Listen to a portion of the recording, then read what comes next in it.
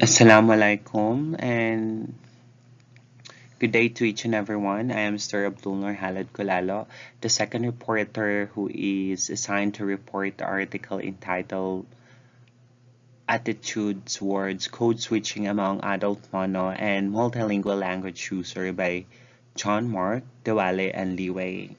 So, when I read the article, I have come to realize that this is actually a landmark piece of research that I believe fundamentally shifts on how we should think about multilingual communication.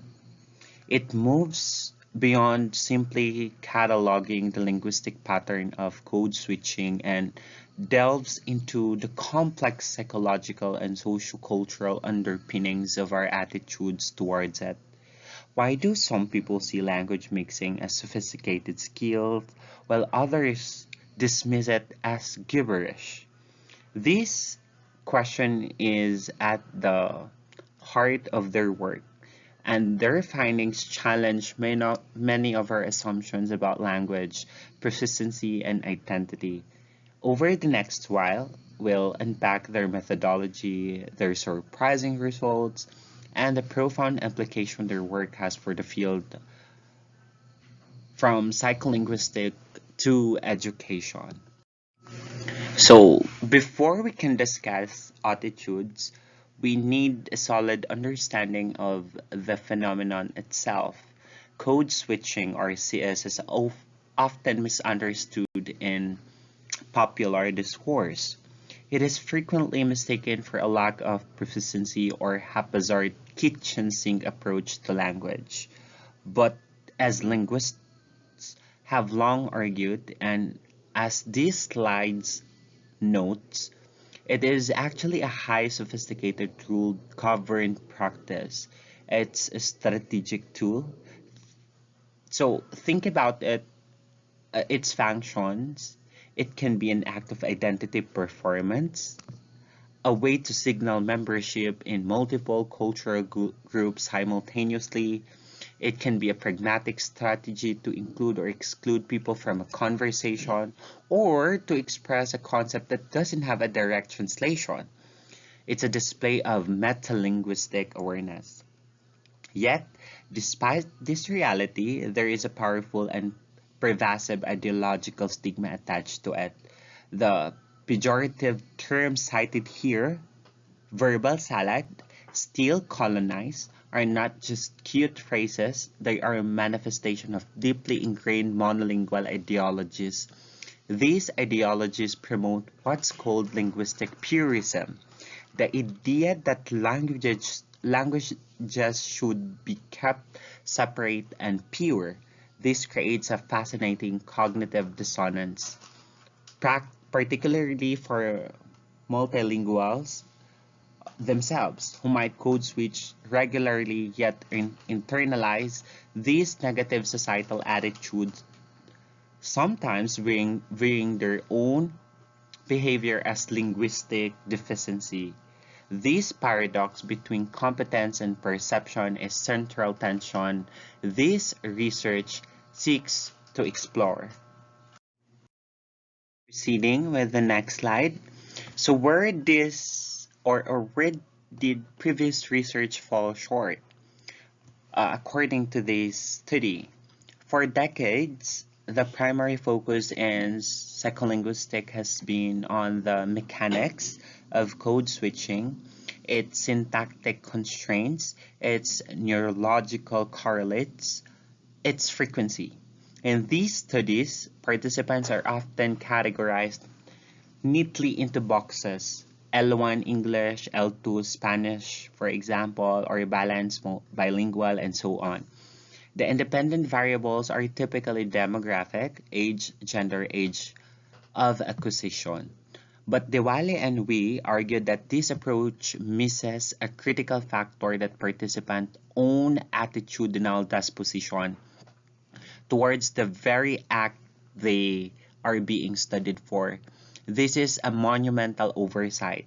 So imagine running a study on musical improvisation but not accounting for whether the musician believe improvisation is valid art form or just musical nonsense. Their attitude would inevitably influence their performance and the study's result, right? This study is innovative because it treats attitude not as a peripheral socio-ideological issues, but as a core psychological variables that can predict and explain behavior. It asks, how does an individual's unique psychological makeup, their personality, their fears, their empathy, shape how they perceive this linguistic practice? By focusing on inter-individual variation, they provide a much richer, more nuanced understanding of the human experience of multilingualism.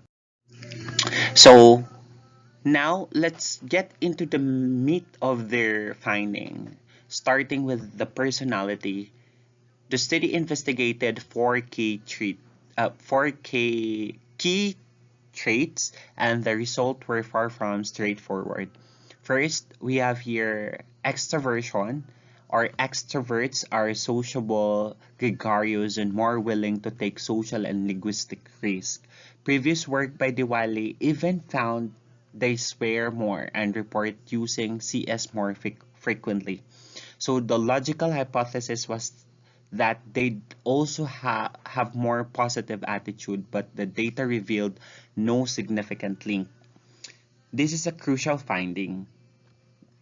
It suggests a dissociation between behavior and attitudes. And, extrovert might code switch more often because they are socially active and thus have more opportunities, or because they are less inhibited, but that doesn't mean they have a consciously positive ideological stance towards it. The behavior might be driven by circumstance and impulsivity, but not by a deep-seated appreciation. The significant predictors were much more psychologically nuanced. So we also have here neuroticism versus emotional stability. This was a powerful predictor. Individuals high in neuroticism are more prone to anxiety, worry, and rumination. They are more sensitive to threat and social embarrassment. For them, the inherent ambiguity of a code switch conversation, the potential for misunderstanding, the social faux pas is likely perceived as a minefield. In contrast, emotionally stable individuals are calmer and more resilient. They are less likely to anticipate communication breakdowns and are therefore more open to potential messiness of the code switching. Their lower anxiety allows for a more positive appraisal. On the other hand, tolerance of ambiguity, TA, this trait is perfectly suited to this context. You know what? A person with low TA sees ambiguous situation as stressful and threatening. They desire clear, predictable rules. Code switching, by its very nature, introduces unpredictability and violates the one language at a time rule. For a low TA individual, this is inherently irritating. Conversely, a high TA individual perceives the same ambiguity as desirable, challenging, and interesting. The linguistic unpredictability is feature, not a bug. They enjoy cognitive puzzle in it presents. So, of course, last but not the least is cognitive empathy. This is the ability to take the perspective of another person to understand their mental and emotional state. The researchers propose a compelling reason for its link to positive attitude. Code switching can be an act of empathy. Uh, it's a way to align yourself with your interlocutor to highlight shared linguistic knowledge and build a rapport. A person high in CA intuitively understands the social function. They do not just see mixing of codes, they see the reason for it, the human connection it fosters. They view CS as a bridge, not a barrier. So let's proceed with the methodology. It's worth, you know what, it's worth pausing to appreciate the scale and design of this study because its methodology is a strength itself in itself. An outline questionnaire was used to gather data from, imagine, 2,070 participants from a staggering 204 nationalities. This is not a convenient sample of universities university student. This is a global cohort. The sample was highly educated and highly multilingual, with participants knowing up to 12 languages.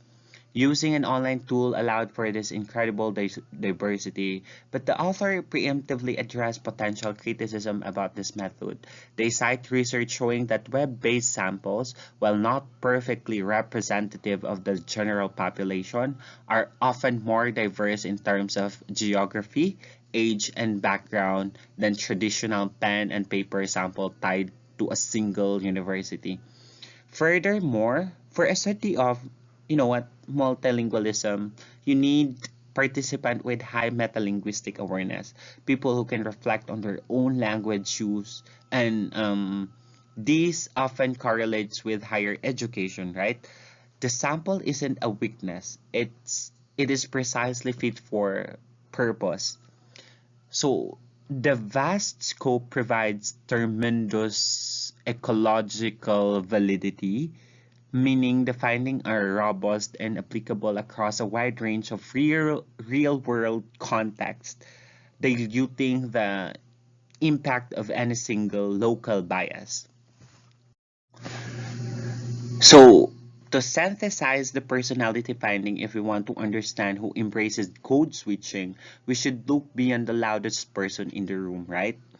The real predictors are deeply psychological traits, the calm, resilient individual, or we refer it in today's article as emotional stability.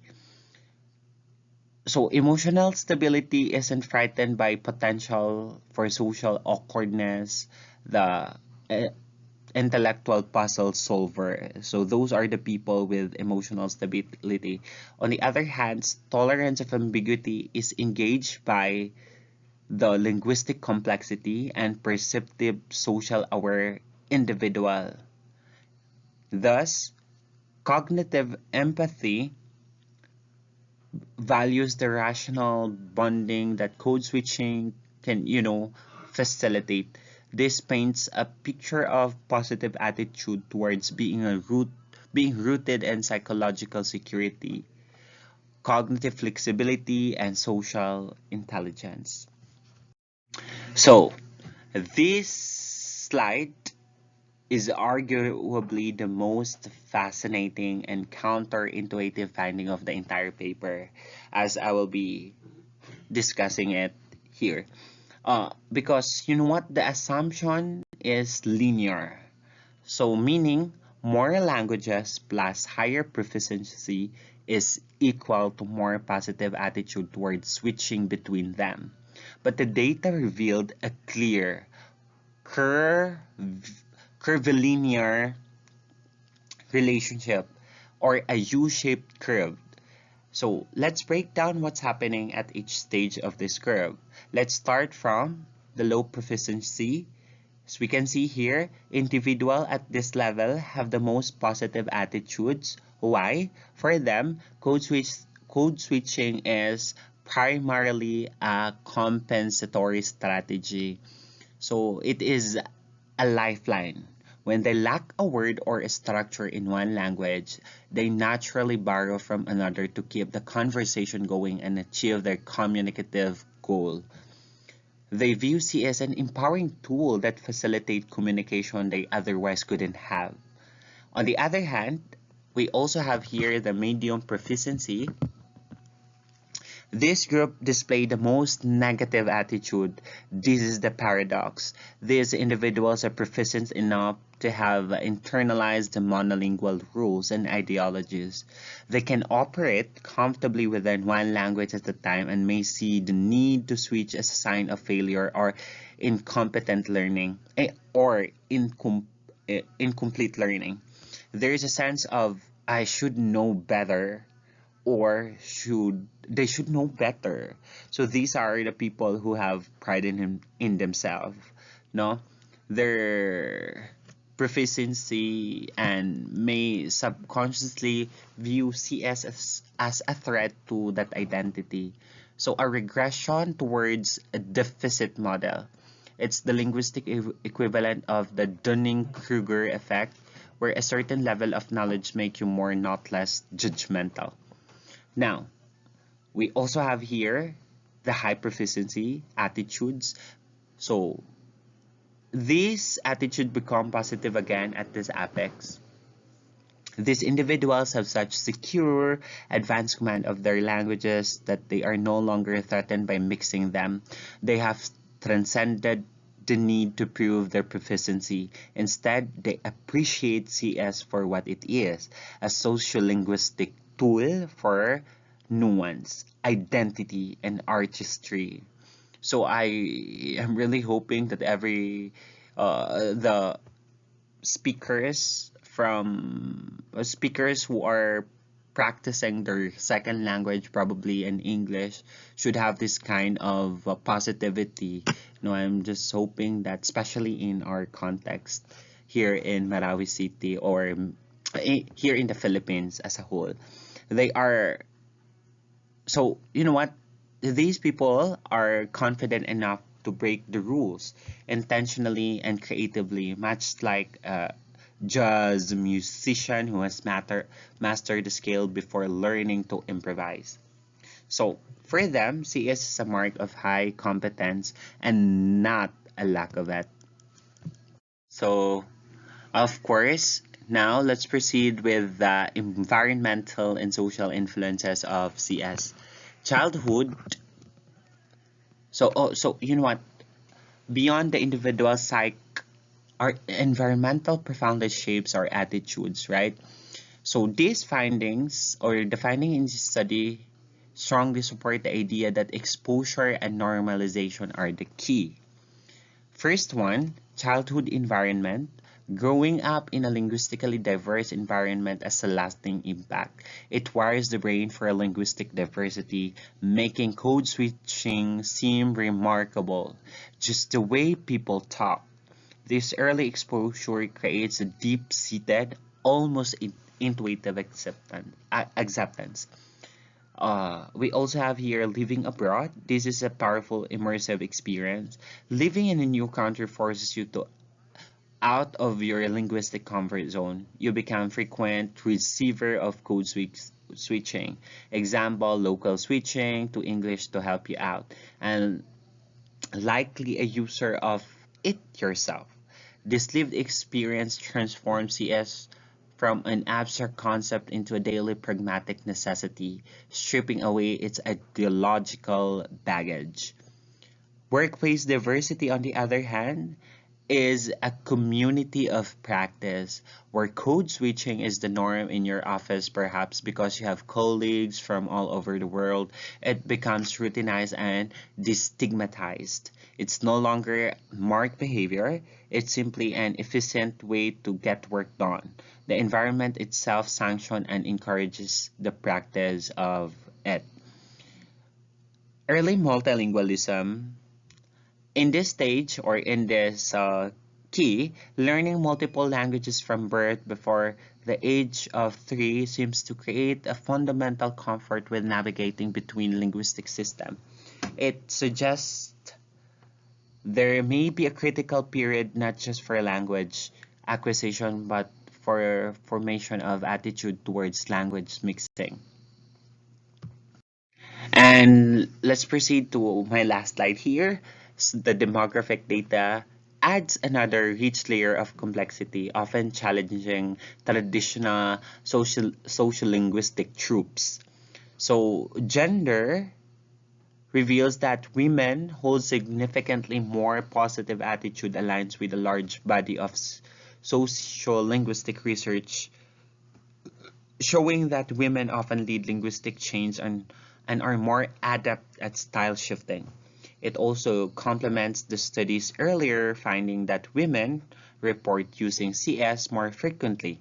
These suggest a deeper connection between attitudes and behavior from women, perhaps linked to their generally higher scores on measures of social and cognitive empathy. On the other hand, age reveals that participants in their 40s were the most positive, while teenager and 20-something were less so. Flips the script on the idea that innovation comes from the youth. The researchers often offer a compelling explanation. This is likely less about age itself and more about life stage and environment. People in 40s are more likely to be established in careers with an international, multilingual professional setting where CS is a valuable and commonplace skill. Their positive attitude is a reflection of their daily reality. So the education, the U-shaped curve for education is fascinating as well. The high positivity among those with only a high school diploma could be linked to a lack of exposure to or rejection of monolingual purist ideologies often perpetuated in some educational setting. The high positive on the other hand, among PhD holder likely reflects their extensive exposure to international academia, multilingual research, and critical theories that challenge linguistic hierarchies.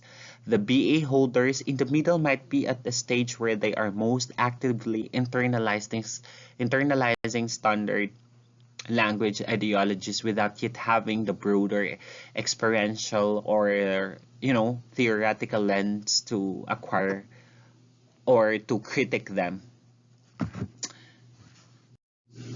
Of course, okay. So I've included the implication pala. So let's proceed. I believe this will be the last already. So the implication of this study are wide-ranging and profound. For research design, this is a direct call to action for psycholinguistics. Future studies on bilingualism must measure and control for participants' attitude. We can no longer assume that a balanced bilingual is a uniform category. Two people with identical proficiency profiles could have diametrically opposed attitude towards CS, which could drastically influence their performance in experiments measuring reaction time, neurological activation, or comprehension. For personality psychology, this work successfully integrates personality psychology into sociolinguistic, demonstrating that stable trait dimension can predict social attitude in predictable ways. It argues for a more holistic, interdisciplinary approach to understanding human behavior. For education and policy, these findings should inform language teaching and public policy, understanding that negative attitude towards CS are often rooted in anxiety or as we referred in this study as neuroticism or a need for a rigid rules. Low TA rather than in linguistic fact can help educator design an intervention. Instead of stigmatizing CS, we can teach it as a strategic pragmatic skill, especially for learner at that vulnerable medium proficiency stage who are most likely to judge it harshly. In conclusion, Diwali and we studies move us from simplistic deficit-based view of code switching to a nuanced, psychologically grounded understanding of it as a complex social cognitive phenomenon. Our attitudes are not random, they are woven from intricate interplay of our personality, our proficiency, our life history, and our social environment. The author's final statement is powerful takeaway. These attitudinal variations are not just academic truth. curiosities. They have significant effect on CS practices and need to be considered seriously and systematically. This research provides a framework for doing exactly that. It encourages all of us to reflect on our own hidden biases about language and to recognize the sophisticated competence that code switching truly represent. With that being said, thank you. I welcome your question and discussion if there is any. I know that Ma'am Anime would ask you to present two questions after I posted this um, report. So I'm going to be to willingly what's that study that or answer that during our meeting. Thank you very much, and I hope everything is well and you've understand something. If you have some clarification, you can just PM me or you can just refer to the PDF that was uploaded in our Google Classroom. Thank you.